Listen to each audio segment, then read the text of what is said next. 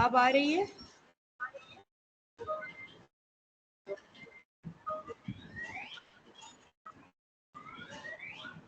अब आ रही है?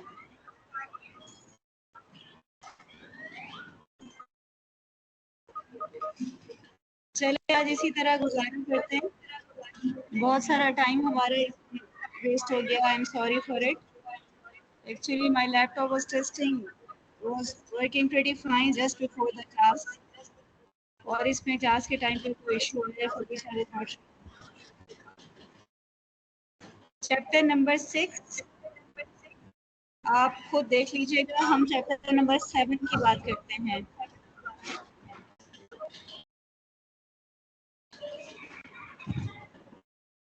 Chapter number 7 is about motivation.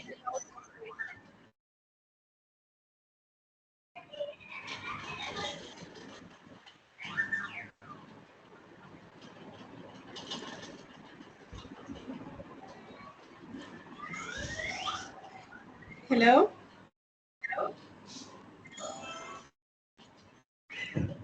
क्या मेरी आवाज आ रही है?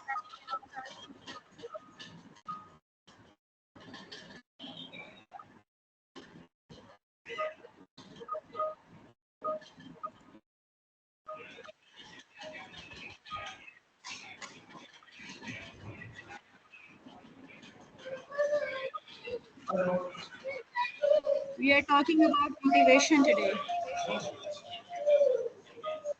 मोटिवेशन क्या होती है? The desire to do something.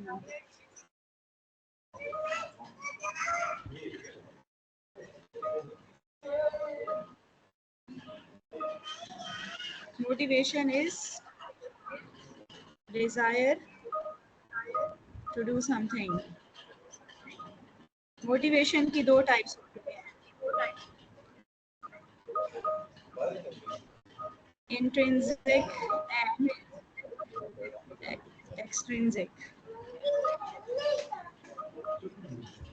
Can anybody describe the difference between intrinsic and extrinsic?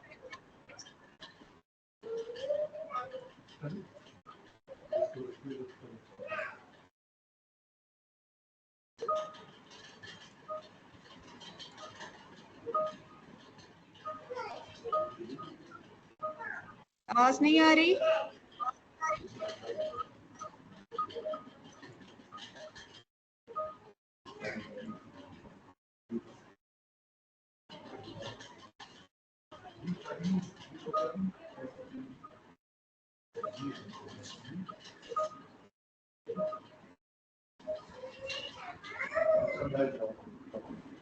क्या स्क्रीन शेयर हो रही है?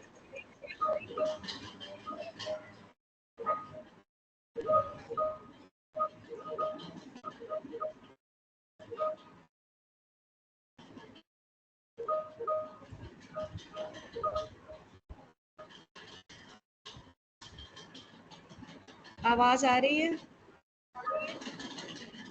चलिए डबल को मैनेज करते हैं।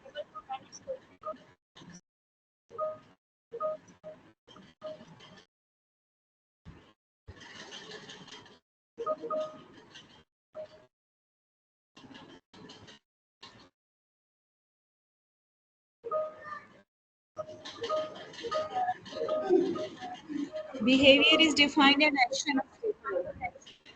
How do we act in a particular situation? That act is based on our background, experiences, perception about situation, and attitude.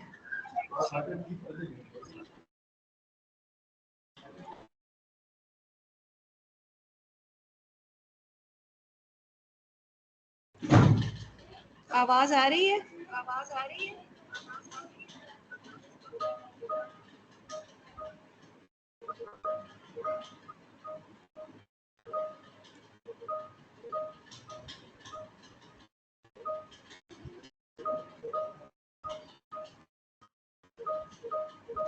Screen show नहीं हो रही। स्क्रीन शो नहीं हो रही।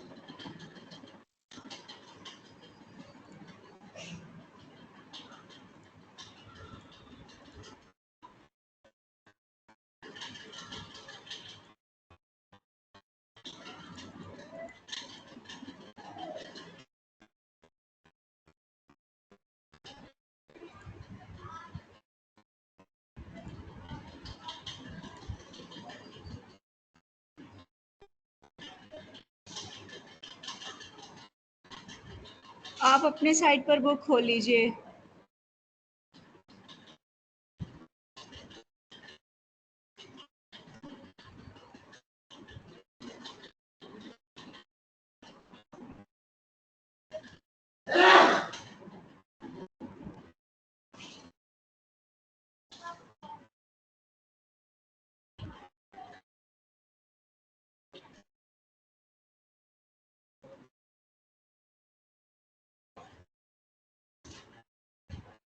आवाज आ रही है?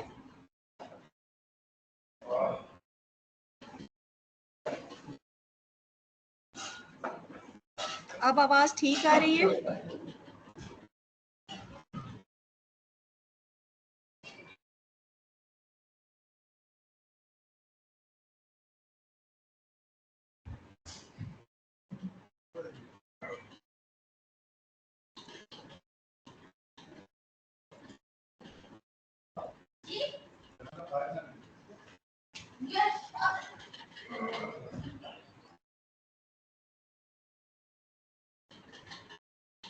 क्या स्क्रीन शेयर हो रही है?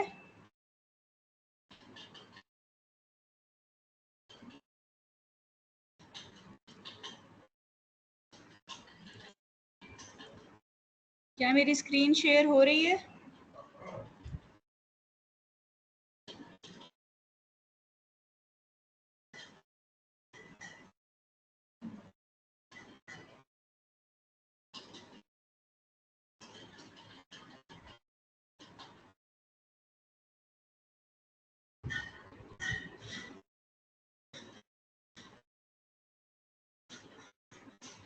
मोटिवेशन के चैप्टर के अंदर जो सबसे इम्पॉर्टेंट कॉन्सेप्ट है वो उन थेरीज़ का है जो मुख्तलिफ रिसर्चर्स ने हमें मुख्तलिफ टाइमिंग्स पर दी थी, ये बताते हुए कि लोगों को कौन सी चीज़ किस वक्त मोटिवेट करती है। Am I Audible?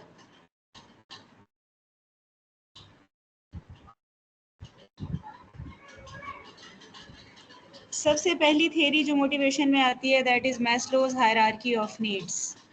Maslow's hierarchy of needs, it is on page number 99 of your book. Maslow's hierarchy of needs ये कहती है कि इंसान की नीड्स की 5 किस्में होती हैं। There are 5 types of human needs: physiological, safety, social, self esteem and self actualization. Physiological needs रोटी, कपड़ा और मकान, वो बेसिक चीज़ें जो आपको ज़िंदा रहने के लिए चाहिए। ज़िंदा रहने के लिए सबसे बुनियादी चीज़ जो ऑक्सीजन है वो अल्लाह ने फ्री रखी है। उसके बाद रोटी, कपड़ा और मकान जो मैस्लोज़ की नीड्स में बेसिक नीड्स हैं, जिनको वो फिजियोलॉजिकल नीड कहता है। वो ये कहता है कि जब किसी इंसान के पास इनकी कमी होती है, when there is absence of these factors, इंसान इन चीज़ों की ख्वाहिश करता है और जब उसको ये मिल जाती हैं तो फिर ये उसको मोटिवेट नहीं करती।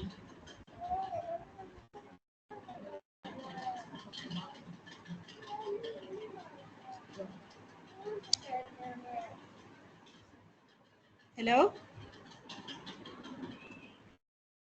तो जब आपकी एक लेवल की नीड्स पूरी हो जाती हैं तो वो वाले उस लेवल पर पाई जाने वाली चीज़ें आपको मज़ीद मोटिवेट नहीं करती। फिर आपको सेफ्टी नीड्स या सिक्योरिटी नीड्स की ज़रूरत होती है। Which talk about how would you spend your tomorrow. आपका जो प्रोविडेंट फंड है, आपकी जो सेविंग्स हैं, वो आपके टुमारो के लिए हैं। जब आपके पास बुनियादी ज़रूरियात पूरी करने की चीज़ें नहीं होती तो आप बुनियादी ज़रूरियात की कोशिश करते हैं। जब बुनियादी ज़रूरियात पूरी हो जाती हैं तो वो चीज़ें आपको अट्रैक्ट नहीं करती। आप कल का सोचने लगते हैं, मुस्तकबिल का सोचने लगते हैं, प्राइस बॉन्ड्स में सेव करते हैं, नेशनल डिपॉजिट में इन्वेस्टमेंट करते हैं। You talk about safety, what would you do tomorrow. जब आपके पास सफिशिएंट इन्वेस्टमेंट हो जाती है, सफिशिएंट सेविंग्स हो जाती हैं, तो फिर आपकी सोशल नीड्स सर उठाती हैं। आपको अपनी फैमिली, दोस्तों और घूमने फिरने के सर्कल की ज़रूरत पड़ती है। Am I audible students? Am I Audible?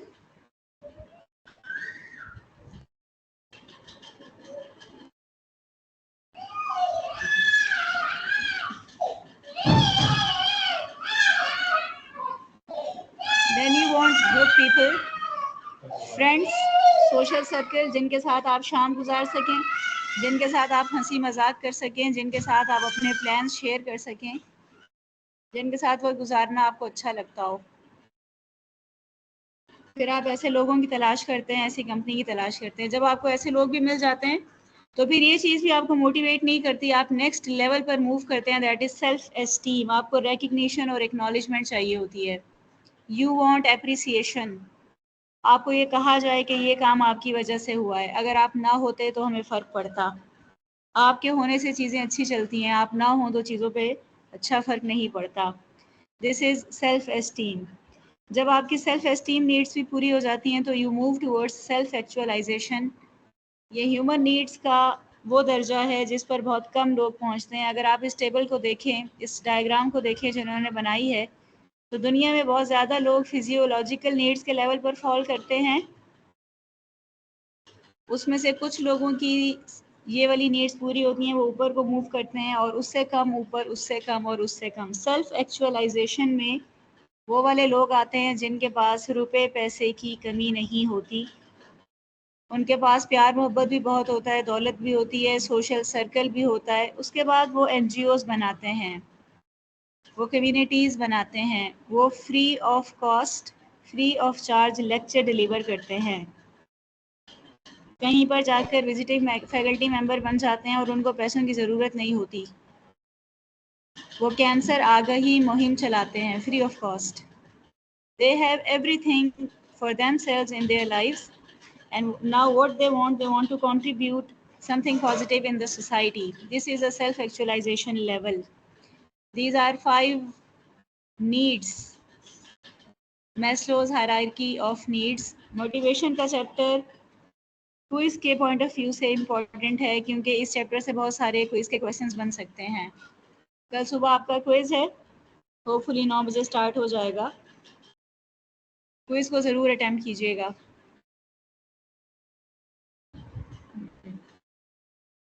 Maslow's hierarchy of needs में बेसिक पॉइंट ऑफ डिस्कशन ये है कि इंसान की लेवल, इंसान की जो नीड्स हैं वो एक फ़्लो में मूव करती हैं।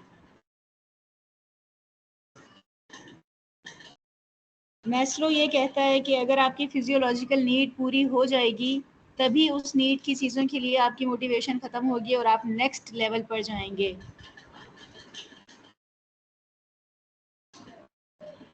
ऑर्गेनाइजेशन जब अपनी प्रोडक्ट और सर्विस को डिज़ाइन करते हैं तो वो इन नीड्स को जहन में रखते हैं और ये सोचते हैं कि वो इनमें से ह्यूमन की कौन सी नीड को टारगेट कर रहे हैं। ये बताइए कि आपके ख्याल में जो ब्रांड्स हैं, किसी भी चीज़ का ब्रांड, कपड़ों का हो, जूतों का हो, परफ्यूम का हो, गाड़ी का हो, किसी भी चीज़ का ब्रांड कौन सी नीड को सेटिस्फाई करता है?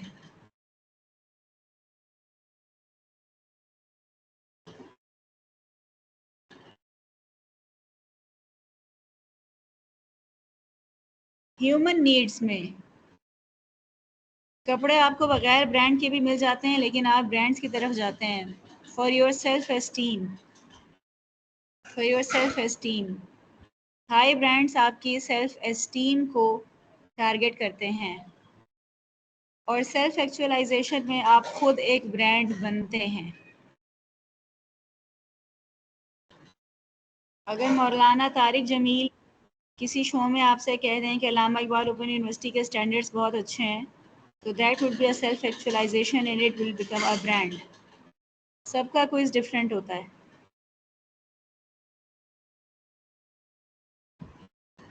So Maslow's hierarchy of need was one of the pioneer motivational theory.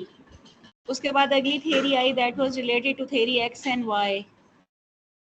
theory X में वो लोग होते हैं जो नेगेटिव चीज़ों को देखते हैं, theory Y में वो लोग होते हैं जो पॉजिटिव चीज़ों को देखते हैं।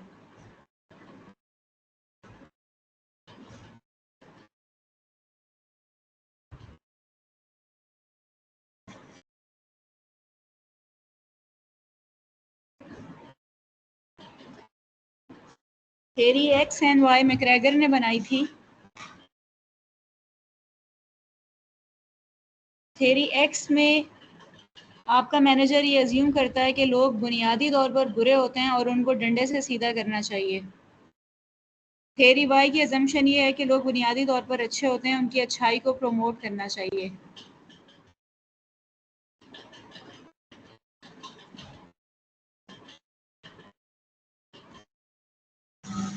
तो वो वाले मैनेजर जो थेरी एक्स पर यकीन रखते हैं, उनका बिहेवियर सख्त होता है, वो पनिशमेंट पर ज़्यादा फोकस करते हैं। और वो वाले मैनेजर्स जो थेरी वाई पर यकीन रखते हैं, वो रिवॉर्ड पे ज़्यादा फोकस करते हैं। What is reward and what is punishment?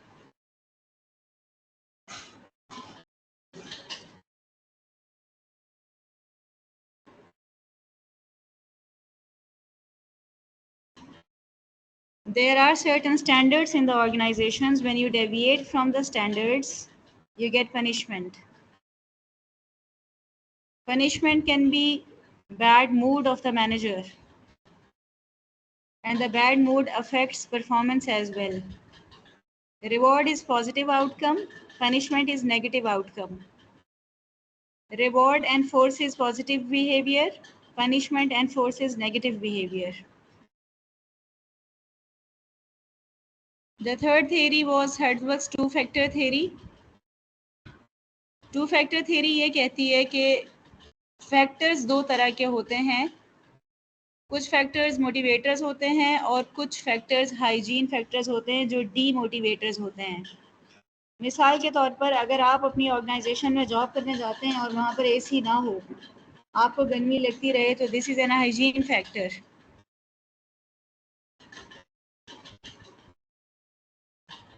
So this is an hygiene factor, अनहाइजीन factor, जो कि आपको आपके लिए डिससेटिस्फैक्शन क्रिएट करेगा। जब आप हाइजीन फैक्टर्स को एलिमिनेट करते हैं तो आप एक्चुअली डिससेटिस्फैक्शन को एलिमिनेट करते हैं। और मोटिवेटर्स वो फैक्टर्स होते हैं जो आपको किसी काम के लिए एनकरेज करते हैं, जिससे आपकी जॉब सेटिस्फैक्शन बढ़ती है। मिसाल के तौर पर अगर आपको आपका मैनेजर किसी काम के अख्ताम पर वेल डन कह दे, so this well done is actually a motivation. Appreciation letter is a motivation.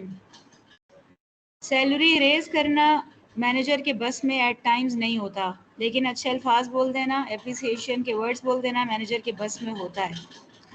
और अच्छे मैनेजर को इस बात को अंडरस्टैंड करना चाहिए कि वो क्या बोलकर किसको किस तरह से मोटिवेट कर सकता है और किस तरह से किसको डीमोटिवेट कर सकता है।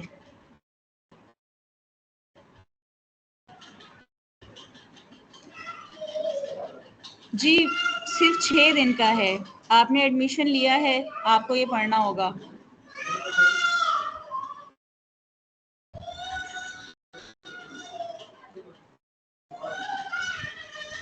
फिर उसके बाद 3 needs theory I.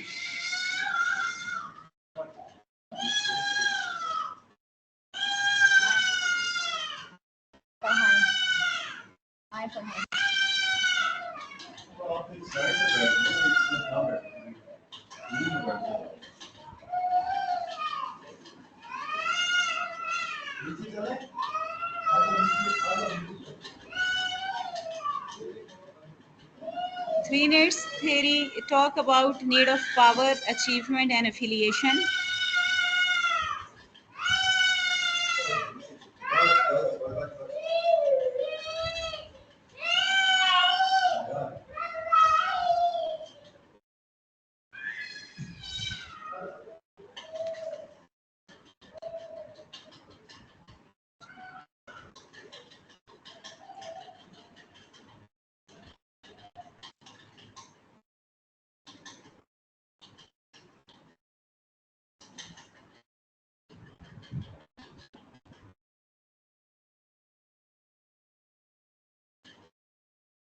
Need of power is आप कुछ करके लोगों को डराना चाहते हैं, या लोगों को रिवॉर्ड देना चाहते हैं, या लोगों को पनिशमेंट देना चाहते हैं। इन दोनों के लिए आपके पास पावर होनी चाहिए। एक होती है पर्सनल पावर, एक होती है इंस्टीट्यूशनल पावर। नहीं, मेरी बच्ची रो रही है। Actually I was trying to get login through my cell phone, मैंने उससे सेल फोन ले लिया। मैं डेस्कटॉप से कनेक्ट होने की कोशिश कर रही थी, मैं लैपटॉप से हो रही थी, मैं डिफरेंट ब्राउज़र्स को ट्राई कर रही थी, मैं डिफरेंट माइक्रोफोन्स को कर रही थी। तो you know this time is थोड़ा सा difficult time, but it's okay. हमारे पिछले 4 दिन ठीक गए, 3 दिन ठीक गए। आज हमें एक चैलेंज फेस करना पड़ा। जी क्लास होगी, क्लास तो होगी ना, क्लास तो अभी 2 दिन है। कल का टाइम चेक कर लीजिएगा, कल फ्राइडे है, फ्राइडे को टाइम डिफरेंट होता है। There is need of achievement, you want to achieve something and you get motivation from your achievements. मिसाल के तौर पर आप BS करने के बाद MS करते हैं और आप जॉब पर चले जाते हैं, या आप BS करने के बाद जॉब पर चले जाते हैं, 2 साल आप जॉब पर दिल लगाते हैं, आपको प्रमोशन मिलती है, फिर उसके बाद आप सोचते हैं कि मैंने इन 2 सालों में क्या किया, I got promoted, what's next? What's next? आप सोचते हैं I need to improve my educational qualification, I need to enhance. Today there is unstructured program. I test my laptop before every class. Before start of every class, I test all my gadgets and they work fine. This was a surprise which came to me today. Contingency problem. For that I had cell phone and desktop PC as well. I had 2 browsers. I had application, Teams app and Teams in browser. But still, I don't know, किसी भी तरह वो काम नहीं कर सका। तो 2 साल जॉब करने के बाद आप सोचते हैं अब मैं क्या करूं, फिर आप एक डिग्री में एडमिशन ले लेते हैं, 2 साल आप अपनी उस डिग्री को देते हैं, फिर आप जॉब पर फोकस करते हैं, तब तक आपका प्रमोशन का पीरियड पूरा होने लगता है, आपको अगला डेजिग्नेशन या अगला ग्रेड मिल जाता है। One day, one fine morning, you sit and you analyze what you have done in the last 5 years. And you keep thinking मैंने पिछले 5 सालों में कुछ भी नहीं किया, ना मैंने अपनी एजुकेशन एनहांस की, ना मुझे प्रमोशन मिली। This is a need of achievement. आप बोर होने लगते हैं कि नहीं, कुछ करना चाहिए, कुछ करना चाहिए। सो आप प्रोफेशनल ट्रेनिंग्स में एडमिशन लेने लगते हैं, जो शॉर्ट टर्म ट्रेनिंग्स होती हैं उनमें जाने लगते हैं, या आप खुद ट्रेनिंग्स करवाने लगते हैं, या आप कोई ऑनलाइन बिजनेस स्टार्ट करते हैं। Something which you want to do, that is your need for achievement, जो आपको आराम से बैठने नहीं देती। आप जॉब स्विच करते हैं, क्यों? क्योंकि आप एक जगह की प्रोसीजर समझ चुके होते हैं, वहाँ पे आपको मज़ा नहीं आ रहा होता, आप वहाँ पे एक्सेल कर चुके होते हैं, लेकिन आपको मज़ा नहीं आ रहा होता। हम 3 नीड थ्योरी ही पढ़ रहे हैं। नीड ऑफ पावर, किसी इंसान को पावर मिले, उस पर उसको खुश होता है, और फिर need of achievement. Need of achievement is a constructive need. And then there is a need of affiliation. आप अच्छे लोगों के साथ या इन्फ्लुएंशियल लोगों के साथ खुद को जोड़ते हैं।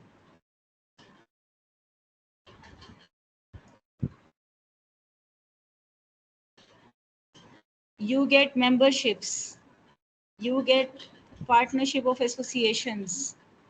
आप अपने business card पर ये लिखते हैं, we can speak fluent English by practicing and listening to Radio Pakistan. Radio Pakistan is a good source to improve your English fluency. Practice it, practice makes the man perfect. There is another theory of motivation which is related to goal setting theory. You set a goal, and we studied yesterday that your goal should be SMART: specific, measurable, attainable, realistic, and time bound. You set goal for yourself and you review it after every interval to see what you have achieved and where you are lagging behind. Any channel, any English channel. You can read English newspaper as well. But for speaking fluency, radio is a good source. Reinforcement theory. You have achieved something. एक बार आपने एक काम कर लिया, अब आपने उस काम की आदत कैसे बनानी है, रीइंफोर्समेंट थ्योरी ये बताती है।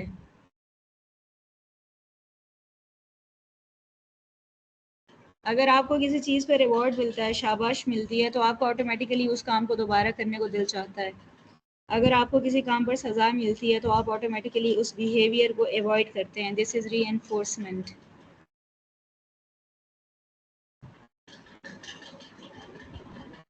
पॉजिटिव रीइंफोर्समेंट में पॉजिटिव टूल्स यूज़ होते हैं, नेगेटिव रीइंफोर्समेंट में सज़ा यूज़ होती है। Insult is also a negative reinforcement. Insult बड़ी बुरी चीज़ है।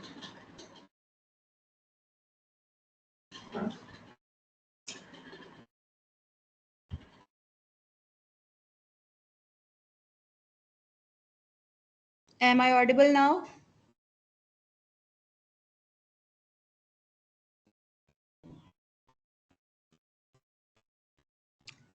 Extinction is another motivation theory part in which you have developed a habit. आप एक आदत बना चुके हैं और आपका मैनेजर आपकी उस आदत को चेंज करना चाहता है फॉर एनी रीज़न। कोई भी वजह हो सकती है।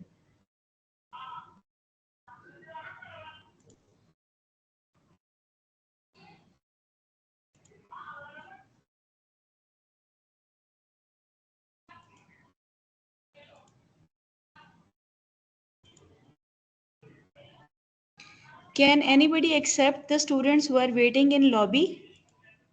Can any of you allow the students who are waiting in lobby?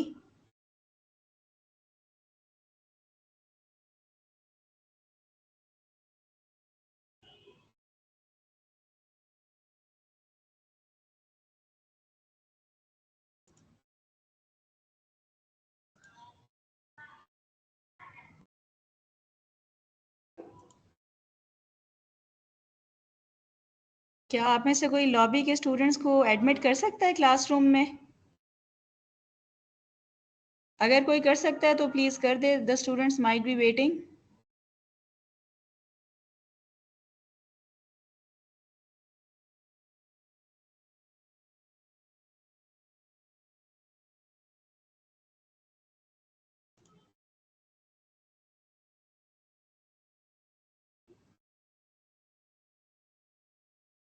Goal setting theory में you set a goal and the characteristics of goal are specific, measurable, attainable, realistic and time bound.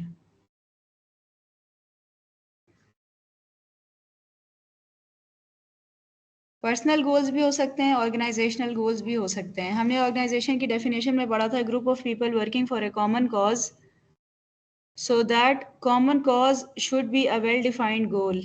Well defined goal, ambiguous goal नहीं होना चाहिए, non realistic गोल नहीं होना चाहिए। जैसे हमने शायद कल बात की थी कि अगर आपने अपने क्विज़ की तैयारी करनी है और आपका गोल ये है कि आपने क्विज़ में 20 में से 20 नंबर लेने हैं, जो कि लेना बहुत आसान होता है, तो उसके लिए आप ये वाला प्लान नहीं बना सकते कि आप सारी रात जागेंगे और पढ़ेंगे। सारी रात जाग के आपने अगर कुछ क्विज़ में ठीक परफॉर्म करना भी होगा तो वो नहीं होगा। So that is an unrealistic goal by staying awake. Chat GPT से क्विज़ हो जाता है, करके देख लीजिएगा। जब क्विज़ अपलोड हो जाए तो देख लीजिएगा करके।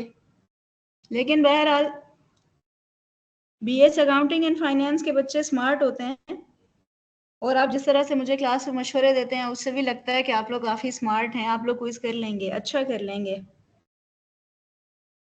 But my only point is के क्विज़ कर ज़रूर लीजिएगा, क्विज़ कर ज़रूर लीजिएगा।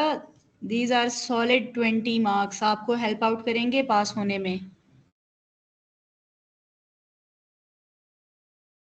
Reinforcement is reinforcing your behavior, making habit of your behavior. A student is calling me again and again. Why? Assalamu alaikum. वालेकुम सलाम.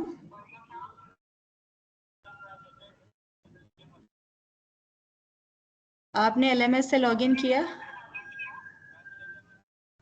फिर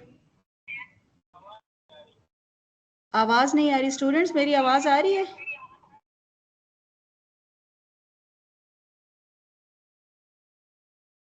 मुझे तो आपके फ़ोन पर अपनी आवाज़ भी वापस आ रही है,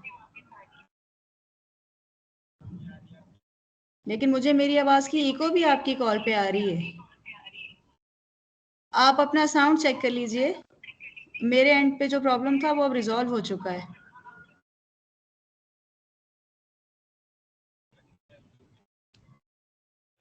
ओके जी, अल्लाह हाफिज़. So motivation is a desire to do something. Motivation ये भी आपको बताती है कि आप कुछ करना चाहते हैं और वो हो नहीं रहा. That can also be a gap between actual and desired state, and in order to fill that gap you do something which makes you do something.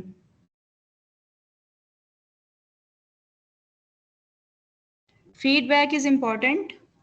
It tells you आपने जो किया कैसे किया और आप उसको कैसे ठीक करेंगे.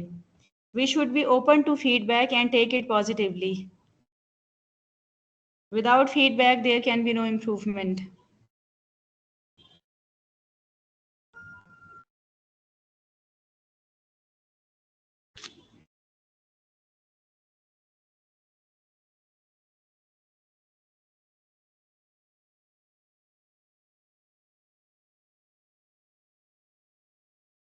परसेप्शन क्या होती है?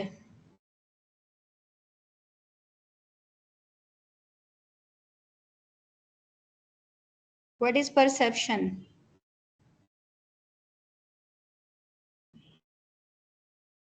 आप किसी चीज़ के बारे में क्या राय रखते हैं, आप किसी चीज़ को किस तरह से देखते हैं, इज कॉल्ड परसेप्शन. हर इंसान की परसेप्शन डिफरेंट होती है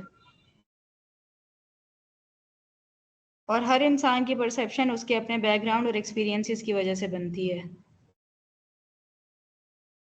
There is perceived reality and there is absolute reality.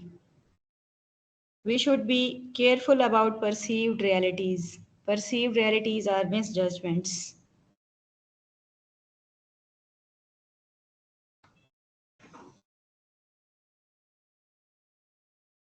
Perception is defined the way a person sees something and attach meaning to it. आप अपनी जॉब को क्या समझते हैं? नौकरी, गुलामी, अल्लाह का फजल, टाइम पास या तरक्की का जरिया?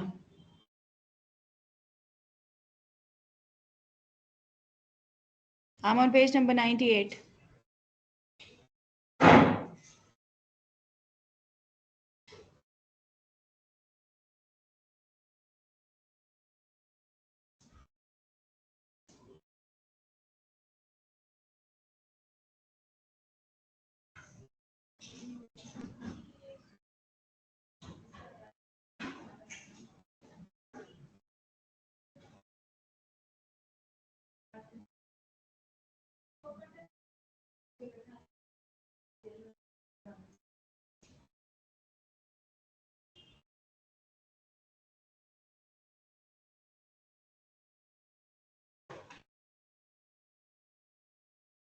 What to elaborate?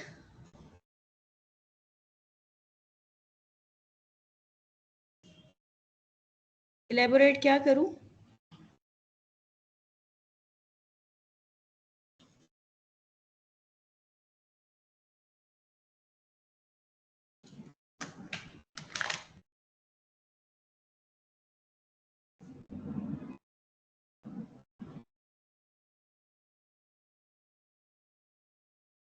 Elaborate क्या करूं? कौन सा कॉन्सेप्ट है जो नहीं समझ में आया?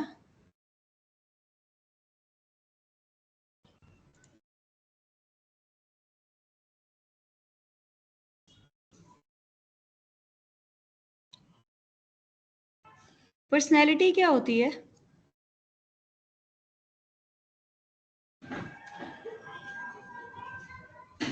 What is personality?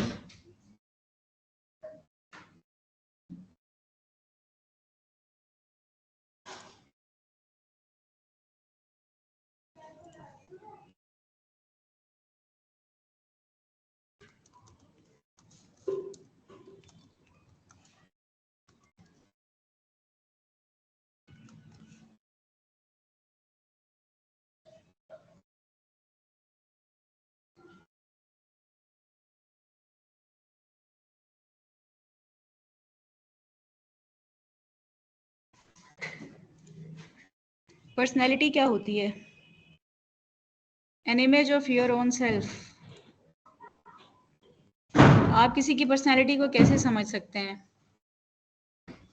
Personality is a combination of your various traits. Traits क्या होते हैं? आदात, खसाइल।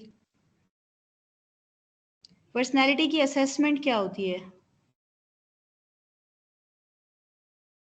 मैनेजमेंट में डिफरेंट टाइप्स ऑफ पर्सनैलिटीज़ होती हैं, लेकिन डिफरेंट टाइप ऑफ पर्सनैलिटीज़ को आप अंडरस्टैंड कैसे कर सकते हैं?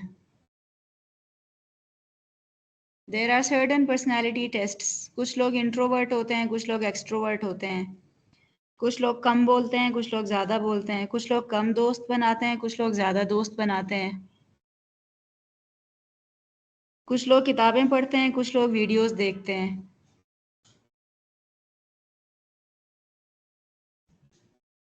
कुछ लोग लॉजिकली सोचते हैं, कुछ लोग इमोशनली सोचते हैं।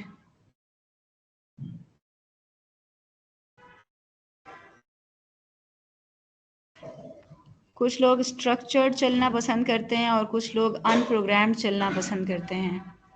देयर आर डिफरेंट फैक्टर्स जिस पर आप किसी की पर्सनैलिटी को असेस कर सकते हैं। इसके अलावा भी बहुत सारे होते हैं, लेकिन ये MBIT के इंडिकेटर्स हैं। MBIT, Myers Briggs type indicator. Introversion, extroversion, sensing, intuition, thinking, feeling, judging, perception. Well, I'm a little upset today because of the connectivity issue I had in the first part of the class. So I'm feeling like I cannot deliver to my fullest today. मैंने time से पहले उसकी तैयारी भी करके रखी हो, connectivity को चेक भी किया और फिर लास्ट मोमेंट पे इशू आ जाए तो it's disturbing me and I am little afraid कि it may happen again.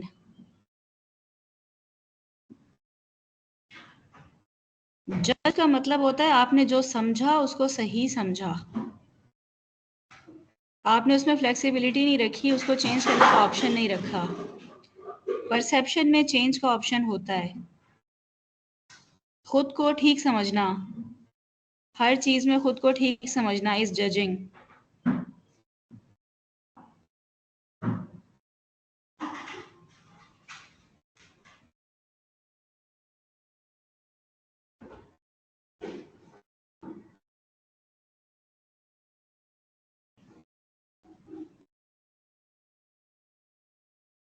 And you know, motivation was my favorite chapter.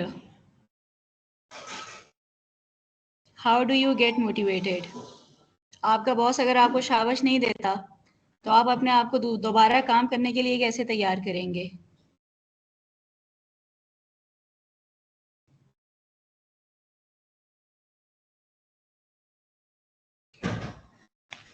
How can a manager design a motivating job? How to make your job motivating? मिसाल के तौर पर, you serve in a call center where you receive calls of complaints every day, and you give justification, reasoning to the complainants. ठीक हो जाएगा, ये हमारे बस में नहीं है, आप अपना सिस्टम रीस्टार्ट कर लें, आप ऐसा कर लें, आप वैसा कर लें। आप हर रोज़ अपने हर कस्टमर को ये बता रहे होते हैं और ये बताते बताते आप बोर हो जाते हैं। आप कहते हैं क्या है, हर रोज़ एक जैसी जॉब। कस्टमर के लिए वो नई बात है।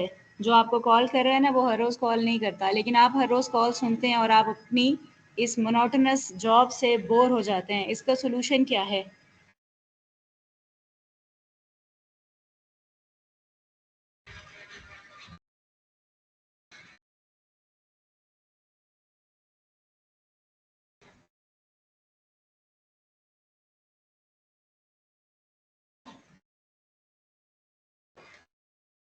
स्विच जॉब और switch organization, change job, department change कर दिया जाए।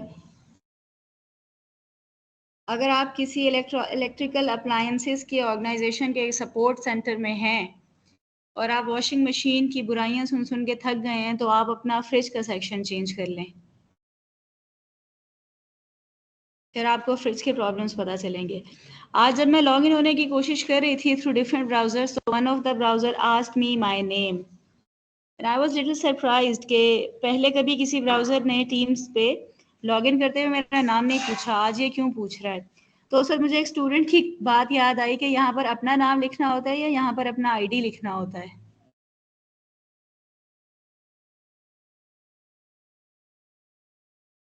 Then I saw the screen once again, उसमें लिखा हुआ था अगर आपका अकाउंट है तो आप अपने अकाउंट के थ्रू लॉगिन कीजिए, और अगर आपका अकाउंट नहीं है तो आप अपना नाम लिखिए। जब मैंने उस पर अपना नाम लिखा, मैंने लॉगिन किया, तो I appeared as guest and I was in the lobby. जब मैंने अपने अकाउंट से उसको लॉगिन किया तो मैं लॉबी में नहीं थी, मैं डायरेक्ट क्लास में एंटर हुई थी। This is a new thing which I have learn today because of that problem. So theory why people see goodness in everything. अगर मेरे साथ आज ये इशू नहीं होता तो मुझे स्टूडेंट का वो वाला सवाल कभी समझ नहीं आता कि अपना नाम लिखना होता है या अपनी आईडी लिखनी होती है। सो आई कंटिन्यूसली चेक के लॉबी में कोई स्टूडेंट है, मैं उसको क्लास में एडमिट कर लूँ। और मैंने यूनिवर्सिटी के आईसीटी डिपार्टमेंट से भी पूछा कि स्टूडेंट्स लॉबी में क्यों होते हैं, डायरेक्ट क्लास में क्यों नहीं आ जाते। And today I understood that they don't log in through their ID, that's why they appear in the lobby. आपका टीम्स का जो लॉगिन पासवर्ड है वो वही है जो आपका एलएमएस का लॉगिन पासवर्ड होता है।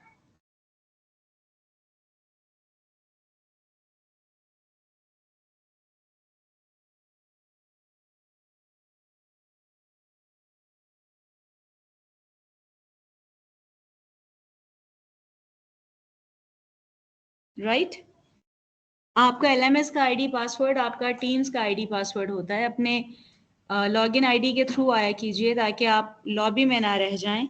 लॉबी में कोई आपको एडमिट करेगा फिर आप क्लास में आएंगे, अदरवाइज आप क्लास में नहीं आ सकेंगे।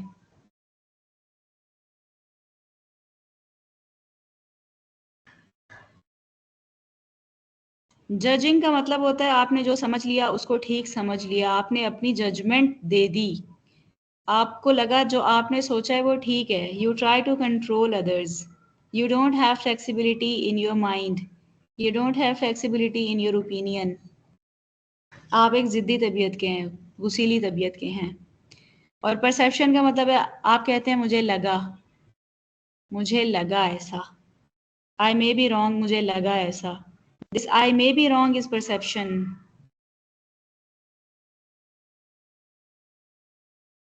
Perhaps, may be.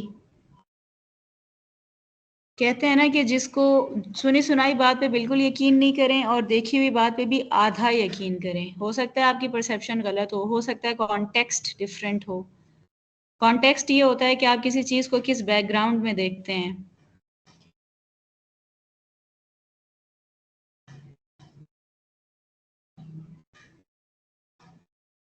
मिसाल के तौर पर आप किसी के साथ आर्ग्यूमेंट कर रहे हैं और कॉल ड्रॉप हो जाती है, तो कॉल ड्रॉप होने से आप ये मतलब लेते हैं कि उसने खुद कॉल ड्रॉप की क्योंकि उसका मूड ख़राब था, जबकि असल में हो सकता है नेटवर्क का इशू हुआ हो। So this is context. अगर वो आपसे गुस्से में ना बात कर रहा हो, नॉर्मल टोन में बात हो रही है और कॉल ड्रॉप हो जाए, तो आप ये नहीं सोचेंगे उसने खुद बंद की, आप यही सोचेंगे कि नेटवर्क प्रॉब्लम है। So this is context which make you think differently. अब आप ये सोचें हो सकता है ऐसा हुआ हो सकता है ऐसा हुआ हो, this is perceiving, this is perception.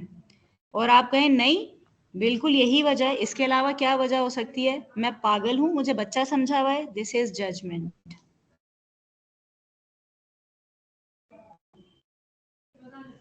अब अगेन आपके जहन में क्या आता है, it depends upon your perception. हम बात ये कर रहे थे कि ऑर्गेनाइजेशन किस तरह से आपकी जॉब को इंटरेस्टिंग बना सकती है। वो इस तरह बना सकती है कि आपको कॉल सेंटर में कॉल सुनने के अलावा कोई फॉर्म फिल करने के लिए दे दे, यानी adding tasks to your current job. Skill variety, you get to do something else as well. आप अपनी जॉब से बोर हो गए तो आपने शाम को किसी यूनिवर्सिटी में विजिटिंग में पढ़ाना शुरू कर दिया, या किसी सॉफ्टवेयर हाउस में पार्ट टाइम काम करना शुरू कर दिया। या एक और तरीका भी होता है किसी जॉब में इंटरेस्ट क्रिएट करने का, आपको उस जगह का हेड बना दें, इंचार्ज बना दें। जब आप इंचार्ज बन जाते हैं ना तो खामखा मज़ा आने लगता है, क्योंकि आपको पावर मिल जाती है ना। You exercise that power upon others, दूसरे लोगों पर आप उस पावर को एंजॉय करते हैं। So the need of power basically motivates you. जैसे क्लास का CR,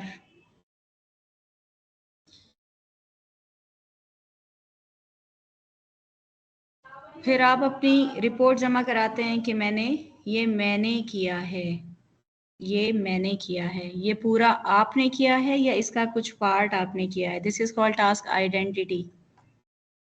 मैथ्स में identity property, what is identity property of addition? 1 + 0 = 1, any number + 0 = the number itself, and any number multiplied by 1 is the number itself. This is multiple theory, identity theory of multiplication.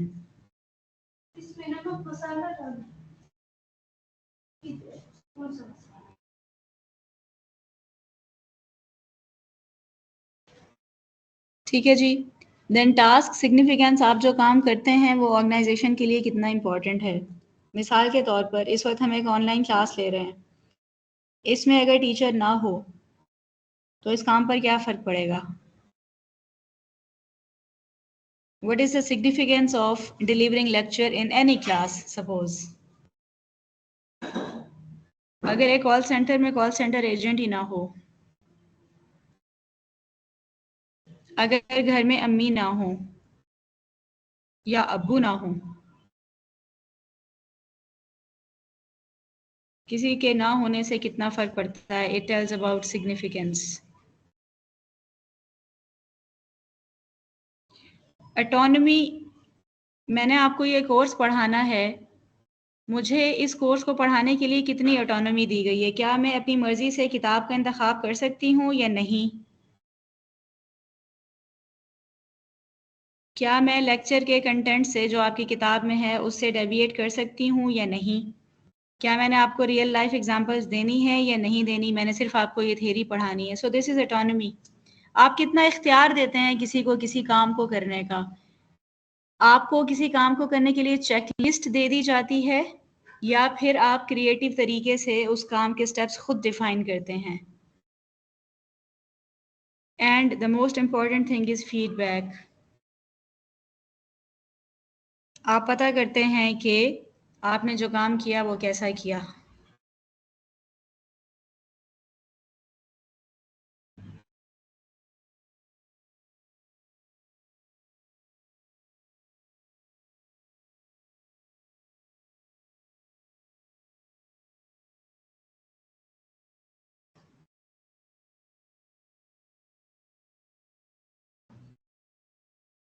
There is another theory which is called equity theory. It compares input and output of one employee with the other. आप में से कुछ लोग होंगे जो इस time पर बिल्कुल फारिग होंगे। इट इज़ देयर लेयर टाइम। शाम को 5:45 मोबाइल से LMS पे ज्वाइन करें, टीम्स पे क्लिक करें और फिर उसके बाद मज़े से बैठ के सुने नहीं भी तो चैट करें, चैट भी नहीं करनी तो कुछ और कर लें। But this is their leisure time, their input is minimum. आप में से कुछ लोग होंगे जो इस टाइम को हार्डली मैनेज कर पाते होंगे। वो शायद इस वक्त ऑफिस में होते हों या इस वक्त ऑफिस से निकल रहे हों, इस वक्त अपने घर जा रहे हों या इस वक्त अपनी पार्ट टाइम जॉब पे जा रहे हों। उनका इशू डिफरेंट हो, उनका इनपुट डिफरेंट होगा। तो एक्विटी थ्योरी टेल्स के आपने किसी काम के लिए कितनी कोशिश की, आपको क्या रिजल्ट मिला, और दूसरे बंदे ने कितनी कोशिश की और उसको क्या रिजल्ट मिला।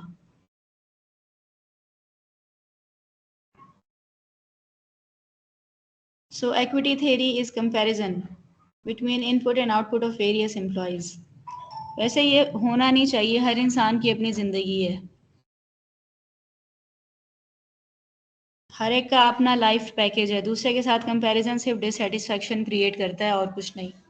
और जब डिससेटिस्फैक्शन आ जाती है तो मोटिवेशन नहीं रहती, मोटिवेशन नहीं रहती तो मज़ा नहीं आता, फिर मज़ा नहीं आता तो नाशुक्री होती है।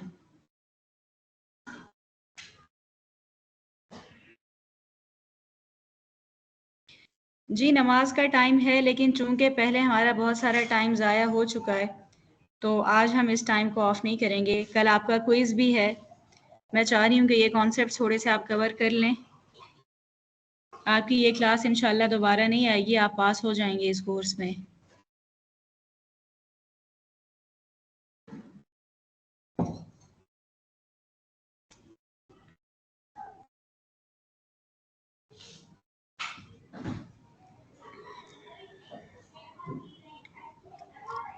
There is expectancy theory which tells about expectations। आप जो एफर्ट पुट करते हैं, उन एफर्ट्स को पुट करने के बाद जो नतीजा आता है, आप उस नतीजे को अपनी एक्सपेक्टेशंस के मुताबिक समझते हैं या नहीं।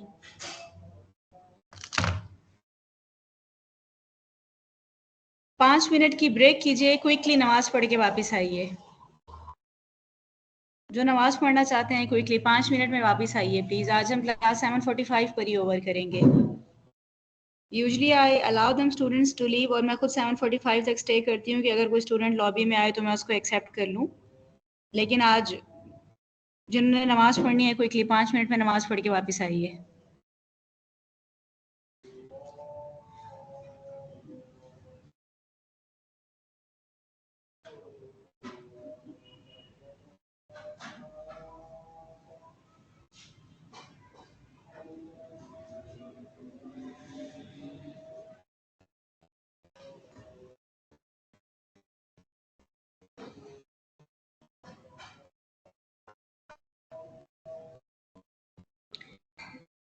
मैं आपको एक बात बताऊं कि क्विज़ की तैयारी कितनी आसान है।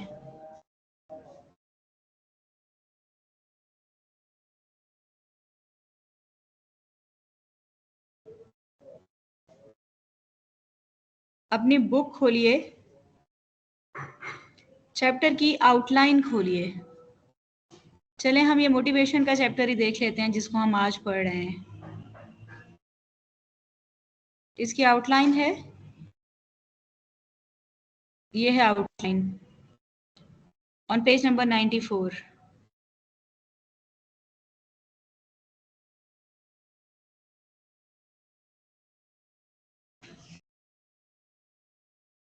आउटलाइन खोल ली?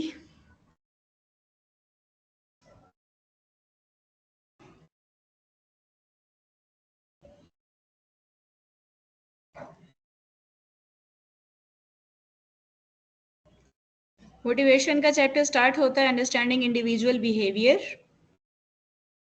अब आप देखिए इंडिविजुअल बिहेवियर में क्या होता है, हर इंसान का डिफरेंट रवैया होता है, किस चीज़ पे बेस करता है। क्विक नोट्स बनाइए, उसके एजुकेशन पे, उसकी परसेप्शन पे।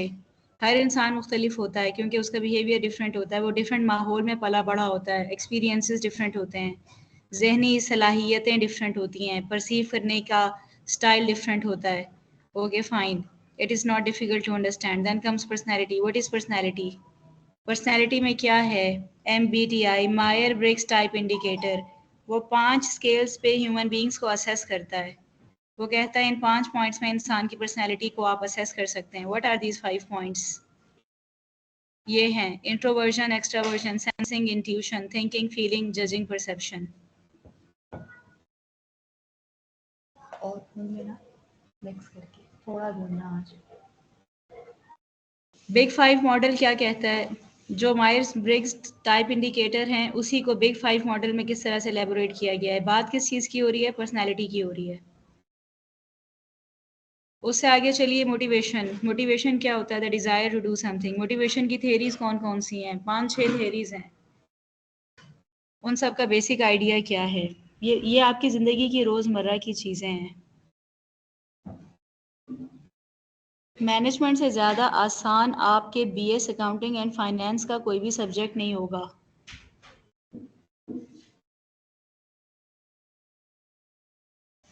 फिर कौन कौन सी चीज़ है जो आपको मोटिवेट होने से रोक देती है? आप अपनी अपनी रियल लाइफ की एग्जांपल लीजिए ना। आपको क्या चीज़ मोटिवेट नहीं होने देती? Rules and regulations. मैं डरा तो नहीं रही, मैं तो आपसे कह रही हूँ कि मैनेजमेंट का सब्जेक्ट आपके बीएस अकाउंटिंग एंड फाइनेंस का सबसे आसान सब्जेक्ट है। Take it as motivation, don't get afraid of it.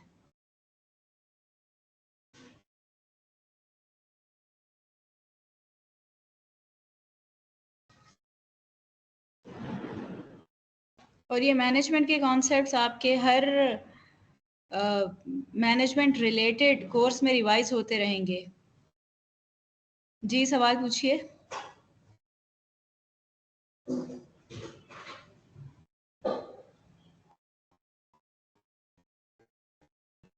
20 minute में आपने क्विज कंप्लीट करना होगा। Mohammad Naqeeb, I am your teacher, please talk respectfully. Quiz different होता है।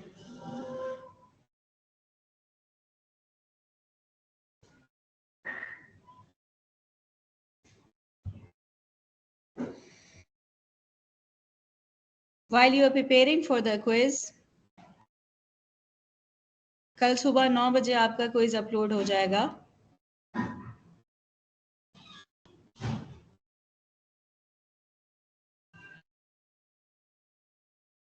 हर चैप्टर की आउटलाइन को एक बार गो थ्रू कर लीजिए।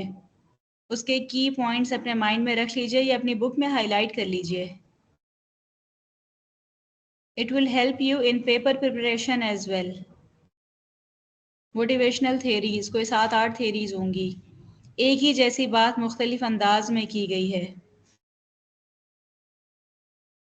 कोई उसको हायरार्की में कह रहा है, कोई उसको टाइप्स में कह रहा है।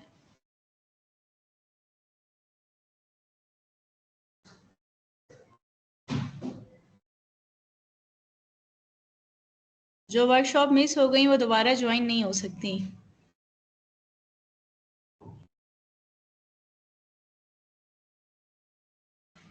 Two factors theory, motivators. कौन सी चीज़ आपको मोटिवेट करती है, कौन सी चीज़ आपको डीमोटिवेट करती है? टू फैक्टर्स हैं, बस दो ही पॉसिबिलिटीज़ होंगी। अब ये जो जहाँ पर इस तरह की चीज़ें लिखी हुई होती है ना, 4 डिफरेंट कॉम्बिनेशंस, इन कॉम्बिनेशंस का अपने पास टेबल बनाया करें। हाँ, एक तरफ आप लिखें हाइजीन, दूसरी तरफ आप लिखें मोटिवेशन। फिर एक क्वांटम पर हाई होगा, एक पर लो होगा। ये टेबल आपको हमेशा याद रहेंगे। और खुद सोचिए, आप खुद सोचिए कि यहाँ पर अगर एक चीज़ हाई है और दूसरी चीज़ भी हाई है तो क्या होगा। क्विज में एमसीक्यूज आएंगे, बुक्स को डाउनलोड कर लीजिए। Then there is 3 need theory. एक है मैस्लोस का मैस्लोज हायरार्की ऑफ नीड्स, जिसमें 5 लेवल्स हैं। एक है 3 needs theory.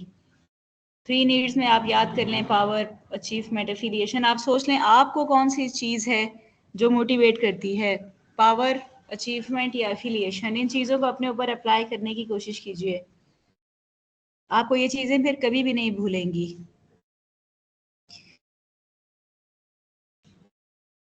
Designing motivating jobs. आपकी जॉब बहुत बोरिंग है, उसमें तब्दीली लानी है, कैसे लाएंगे? आपको नया काम दे दें, आपको उसका इंचार्ज बना दें, आपको उसका जवाबदेह बना दें। ये सिंपल चीज़ें हैं ना।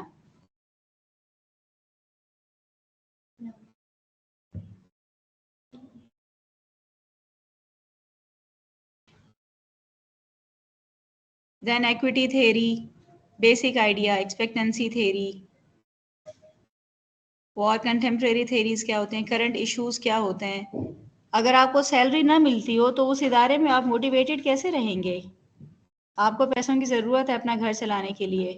कितने महीने आप बगैर सैलरी के गुजारा कर लेंगे सिर्फ शाबाश के लफ्ज़ पे? आजकल जो इकोनॉमिक रिसेशन चल रहा है पिछले कुछ 5-6 सालों से, There are organizations who promote their employees without any increment in salary. Perception का मतलब है आप किसी चीज को किस तरह समझते हैं, आपका चीजों को देखने का अंदाज।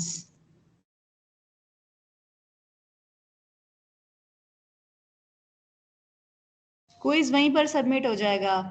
आपके सामने एक क्वेश्चन खुलेगा, उसके 4 ऑप्शन होंगे, आपने सवाल पढ़ना होगा, करेक्ट ऑप्शन को चूज करना होगा, फिर आप नेक्स्ट करेंगे, फिर अगले पे इस तरह 20 सवाल होंगे।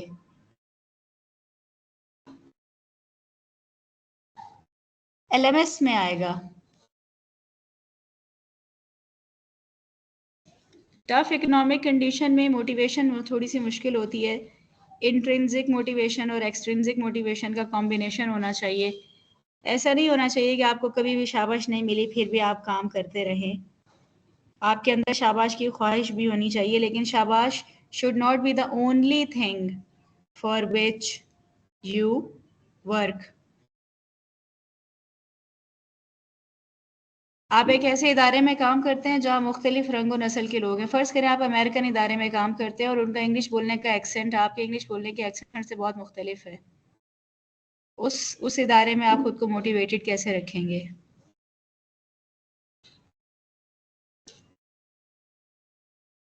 नहीं, मार्क्स आपको शो नहीं होंगे।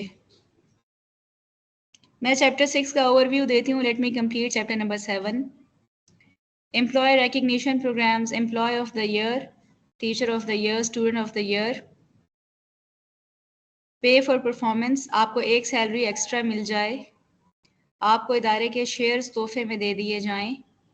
मुख्तलिफ तरीके होते हैं जो इदारे अपनाते हैं अपने एम्प्लॉयज़ को मोटिवेटेड रखने के लिए, ताकि वो इदारे को छोड़ कर ना जाएं और अपना बेहतरीन काम दें, दफ्तर का टाइम ख़त्म होने के बाद भी दफ्तर का काम करते रहें। ऑर्गेनाइजिंग सेकंड फंक्शन है मैनेजमेंट का। इसमें भी सिंपल कॉन्सेप्ट्स हैं जो आपको रियल लाइफ से समझ में आ जाएंगे। Organization structures and designs. अगर हम इसके कंटेंट्स को देखें, चलें मैं आपको एक हिंट देती हूँ कि हमने कंटेंट के साथ तैयारी किस तरह करनी है। Organization structure and design. Structure क्या होता है कि वो इदारा बना किस तरह है, उसका ऑर्गेनोग्राम क्या है। स्कूल से हम सब पढ़ कर आए हैं, सबसे ऊपर हेडमिस्ट्रेस होती हैं, फिर कहीं पे प्रिंसिपल होता है, कहीं पर प्रिंसिपल नहीं होता, फिर टीचर्स होती हैं, फिर हेड टीचर्स होती हैं, senior teachers, junior teachers, teachers assistant. This is called hierarchy, right. Hierarchy से ऑर्गेनाइजेशनल स्ट्रक्चर पता चलता है। अगर आप एजुकेशनल डायरेक्टरेट का स्ट्रक्चर देखें तो वहाँ पे मुख्तलिफ स्कूल होंगे। फेडरल स्कूल, फिर उनके ऊपर फेडरल डायरेक्टरेट, फिर उसके ऊपर मिनिस्ट्री और फिर सेक्रेटरी। ये सारी चीज़ें जो भी उसका स्ट्रक्चर होगा ऊपर से नीचे, टॉप टू बॉटम, डेजिग्नेशंस क्या होते हैं। एक ऑर्गेनोग्राम जिसको आप कहते हैं, चार्ट। जैसे घर में सबसे ऊपर अब्बू, फिर अम्मी, फिर बड़ा भाई, फिर उससे छोटा भाई, और जिन घरों में दादा दादी होते हैं तो सबसे ऊपर दादा अब्बू, ये जो फिर दादी, फिर अब्बू, फिर अम्मी। So this is basically the structure. Job design किस तरह की जाती है, कौन सा बंदा कहाँ पर क्या काम करेगा, मैनेजर कौन होगा, top level manager, middle level manager, first line manager. ऐसा ही है, हमने मैनेजर्स को पढ़ा। ऑर्गेनाइजेशन का आप स्ट्रक्चर बनाते हैं, फिर उस स्ट्रक्चर पे आप डिज़ाइन करते हैं हाई लेवल मैनेजर कौन सा होगा, मिडिल लेवल मैनेजर कौन सा होगा, फर्स्ट लाइन मैनेजर कौन सा होगा, उसके अंदर टीम कितनी होगी, हर एक की टीम में कितने लोग होंगे, उन लोगों की क्या स्किल्स होंगी। फिर आप कहते हैं कि आपके बारे में मुख्तलिफ डिपार्टमेंट्स होंगे। एक फाइनेंस का डिपार्टमेंट होगा जिसमें बीएस फाइनेंस एंड अकाउंटिंग किए हुए स्टूडेंट्स आएंगे या ग्रेजुएट्स आएंगे। दूसरा मार्केटिंग का डिपार्टमेंट होगा, तीसरा आईटी का डिपार्टमेंट होगा, चौथा सेल्स का डिपार्टमेंट होगा, पांचवा ह्यूमन रिसोर्स मैनेजमेंट का डिपार्टमेंट होगा, सातवां प्रोडक्शन हो सकता है, depending upon the type of business you are in. फिर डिपार्टमेंटलाइजेशन का मतलब है dividing organization into different departments. आप डिपार्टमेंट्स बनाते हैं, उन डिपार्टमेंट्स के अंदर अपनी चेन होती है। सबसे ऊपर हेड ऑफ डिपार्टमेंट, उसके नीचे मैनेजर, फिर उसके नीचे जूनियर मैनेजर, फिर उसके नीचे एग्जीक्यूटिव्स। जो लोग जॉब करते हैं उनको इस स्ट्रक्चर का आइडिया होगा। हॉरिजॉन्टल कोऑर्डिनेशन ये होती है कि एक डिपार्टमेंट का हेड दूसरे डिपार्टमेंट के हेड से बात करेगा, नीचे का स्टाफ एक दूसरे से बात नहीं करेगा। अगर आपको किसी डिपार्टमेंट से कोई चीज़ डिस्कस करनी है तो वो डिपार्टमेंटल हेड लेवल पर होगी। आप दूसरे डिपार्टमेंट के साथ कम्युनिकेशन अपने हेड्स के थ्रू करेंगे। वर्टिकल कोऑर्डिनेशन ऊपर से नीचे, नीचे से ऊपर, और हॉरिजॉन्टल कोऑर्डिनेशन जो एक लेवल पर लोगों में होती है। एक ऑर्गेनाइजेशन के स्ट्रक्चर को क्या क्या फैक्टर इन्फ्लुएंस करते हैं? स्ट्रैटेजी, आपका काम करने का अंदाज क्या है? आप एक्सपेंशन पे बिलीव करते हैं? एक्सपेंशन, आपने अपना बिजनेस बढ़ाना है या आपने क्वालिटी बढ़ानी है? क्या गोल है आपका, क्या स्ट्रैटेजी है आपकी? आपने अपनी कस्टमर बेस बढ़ानी है या आपने अपनी प्रोडक्ट बेस बढ़ानी है या आपने कॉरपोरेट सोशल रिस्पॉन्सिबिलिटी के तहत ज़्यादा से ज़्यादा वेलफेयर के प्रोग्राम्स करने हैं या एम्प्लॉयमेंट क्रिएट करनी है? What is your strategy? आपका प्लान क्या है? और फिर उसके लिहाज से उसका स्ट्रक्चर। आप किसी मल्टीनेशनल में काम करते हैं तो उसका साइज़ और स्ट्रक्चर डिफरेंट होगा। आप किसी सोल प्रोप्राइटरशिप में काम करते हैं तो उसका साइज़ डिफरेंट होगा। अगर आप मल्टीनेशनल में काम करते हैं तो उसकी कंट्री वाइज ब्रांचेस होंगी। फ़र्ज़ करें आप एक नेशन वाइड ऑर्गेनाइजेशन में काम करते हैं, जैसे लामा इकबाल ओपन यूनिवर्सिटी है, उनके कोई 50-60 रीजनल ऑफिसेज हैं पूरे पाकिस्तान में, मुल्क से बाहर भी हैं। क्या आप जानते हैं Allama Iqbal open university internationally accredited है और आपकी ये जो डिग्री है ये एक्सेप्ट की जाती है? पाकिस्तान की हर यूनिवर्सिटी की डिग्री बाहर एक्सेप्ट नहीं की जाती है, लामा इकबाल ओपन यूनिवर्सिटी की जाती है।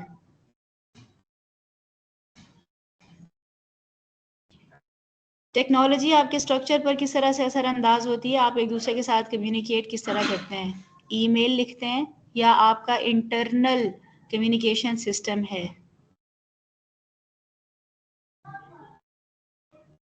और फिर इंटरनल और एक्सटर्नल एनवायरनमेंट के जो चैलेंजेस हैं वो आपकी ऑर्गेनाइजेशन पर किस तरह से असरअंदाज होते हैं? जब कोई बंदा किसी ऑर्गेनाइजेशन में हायर होता है तो वो अपने मैनेजर से पूछता है मैंने काम क्या करना है, मैंने क्या काम करना है। इसको मैनेजमेंट की लैंग्वेज में कहते हैं मेरी जॉब डिस्क्रिप्शन क्या है। हरफ आम में इसे जेडी कहते हैं।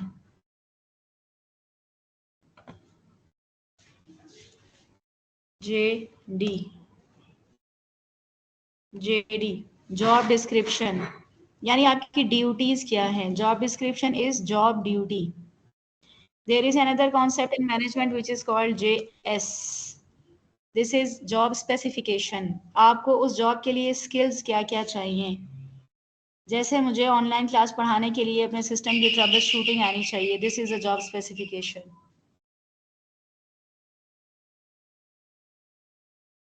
Students, am I audible?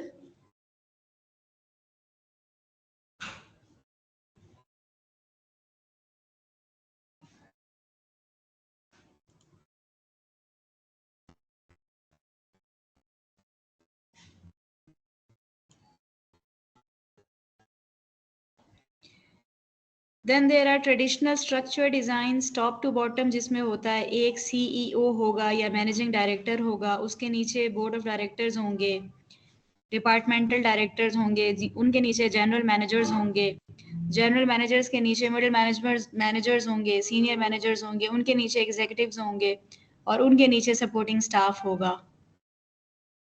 5 minute रहते हैं बेटा।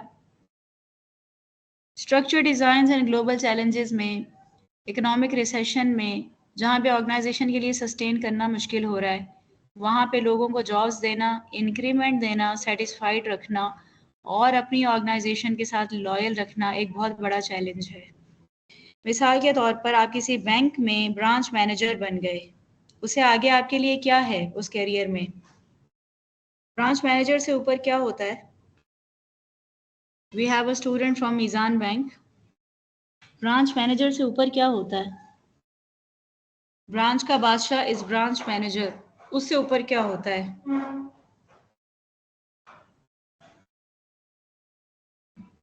एरिया मैनेजर्स कहाँ बैठते हैं? वो भी ब्रांच में बैठते हैं?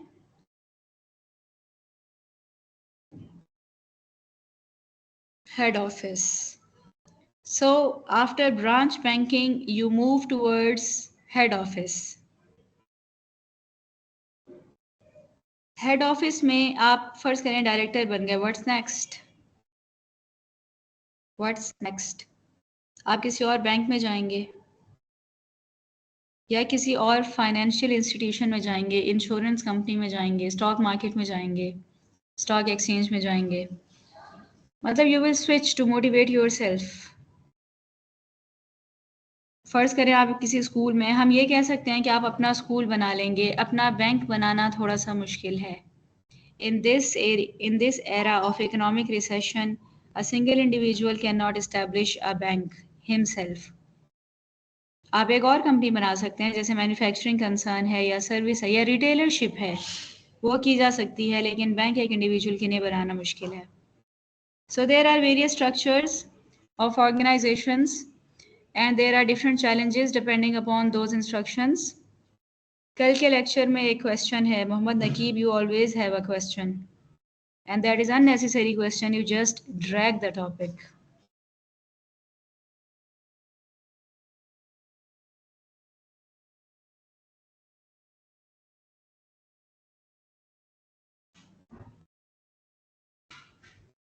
Job enrichment is adding duties to your job.